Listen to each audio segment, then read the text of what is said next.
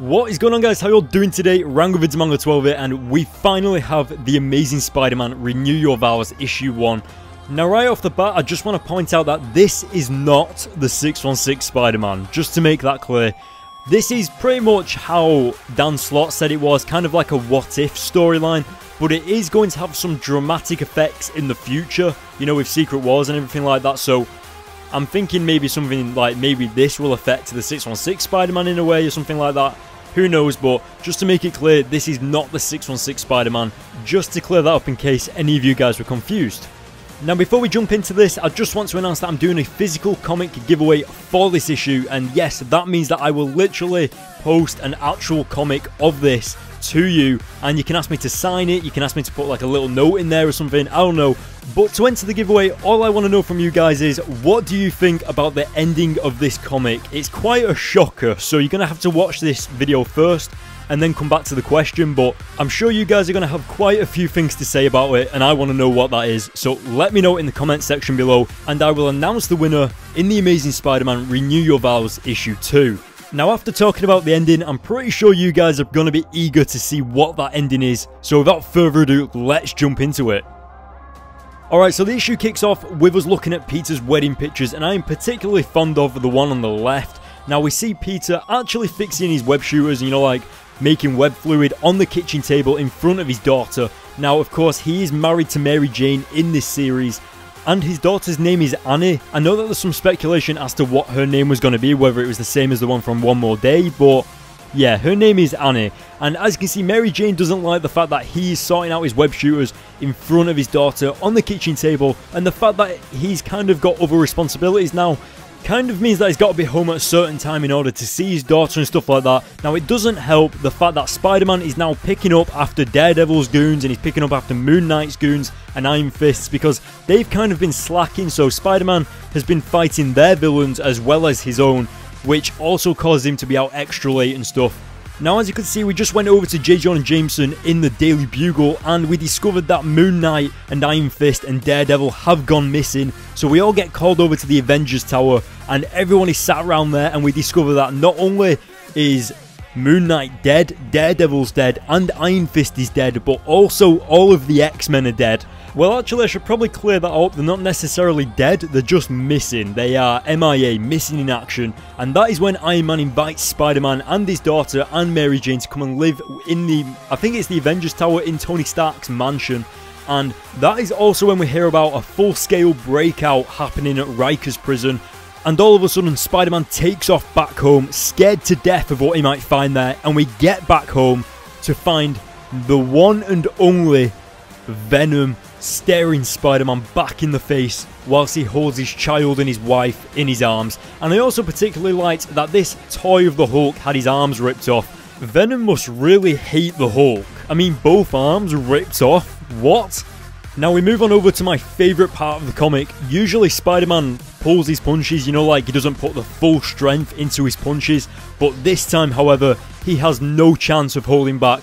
If he wants his kid to be safe, then he's going to have to just go all out. And I don't know whether you noticed there, guys, but his kid also had a Daredevil onesie on, you know, like pajamas on, so I thought that was a nice little Easter egg in there as well. But as you can see, Mary Jane gets out of there with Annie, and she actually sees the Avengers and tries waving them down, but they don't see her at all. And that is when the Avengers are faced with someone called Regent, and he pretty much has all of the powers of the X-Men. He has all the powers of Daredevil, and, well, does Daredevil have powers? He's just kind of blind, isn't he, with heightened senses?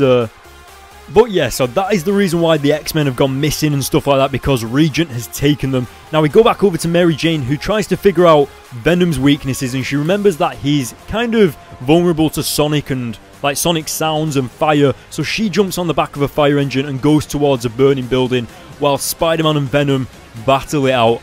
Now, once again, we return back to the Avengers to see the Hulk sprinting towards Regent, ready to give a powerful punch to the face. Regent catches the Hulk's fist in his hand, and then a massive, like, poof or explosion kind of happens.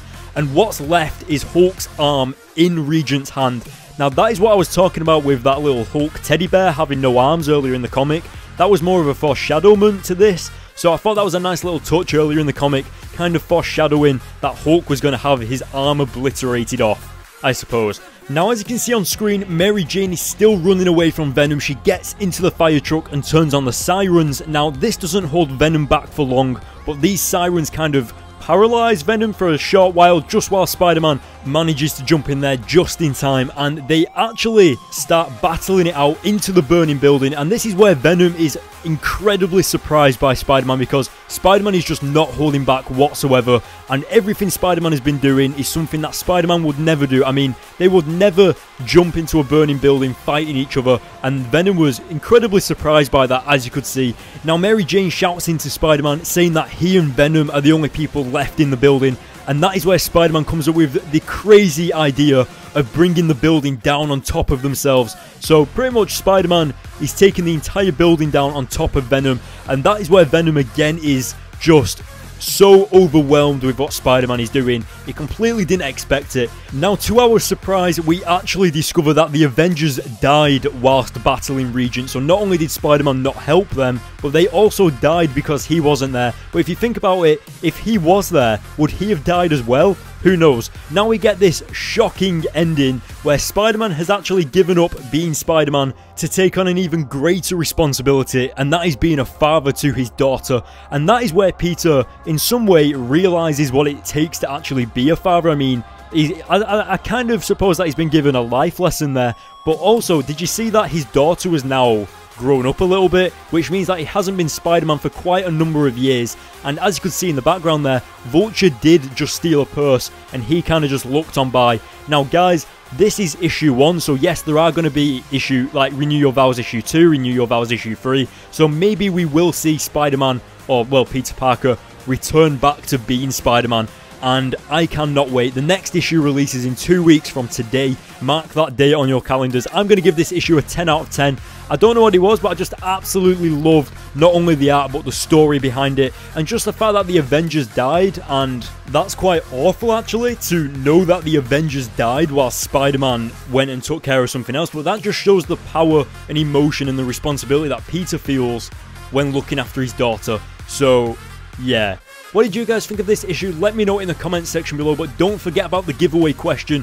What did you think about the ending? What did you think about Peter Parker giving up as Spider-Man to become a father to his daughter? Let me know in the comments section below. Guys, go to my Facebook page and my Twitter page to stay updated and get all the latest in comic book news and previews, but also make sure you hit the subscribe button, and I'll see you guys in my next video.